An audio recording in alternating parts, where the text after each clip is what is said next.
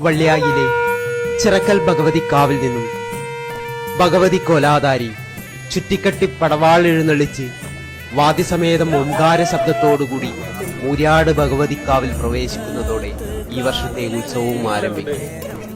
കാവിലെ മേലായിപ്പടി സ്ഥാനത്ത് നിന്നും ഊരാളന്മാർ പട്ടോല പ്രകാരം നിശ്ചയിക്കപ്പെട്ട അവിടുത്തെ സഹായികൾക്കുള്ള പട്ടും അരിയളവും ചില പ്രത്യേക ചടങ്ങുകൾക്ക് ശേഷം കോമരത്താന്മാർ വാദ്യക്കാരോടുകൂടി മീത്തലേക്കാവിൽ പോയി പൂയ എന്ന കർമ്മം ചെയ്ത് തമ്പുരാട്ടിയെ വാദ്യസമേതം വെളിച്ചപ്പാടോടുകൂടി കാവിലേക്ക് ആനയിക്കുന്നതാണ് മറ്റൊരു ചടങ്ങ്. പിറ്റേന്ന് വൈകുന്നേരമാവുമ്പോഴേക്കും വിവിധ സ്ഥലങ്ങളിൽ നിന്നുള്ള കലശങ്ങൾ ആറാട്ടു വെളിച്ചത്തിൽ സംഗമിച്ച് കാവിലേക്ക് പ്രവേശിക്കുന്നു. നാട്ടുകാരുടെ നേതൃത്വത്തിലുള്ള വിവിധ കാഴ്ച കലശങ്ങൾ കാവിലേക്ക് പ്രവേശിക്കുന്നു. അടുത്ത ദിനമാണ് മൂര്യാട് മാങ്കുളത്ത് ഭഗവതിയുടെ തിരുമുടി ഉയരം.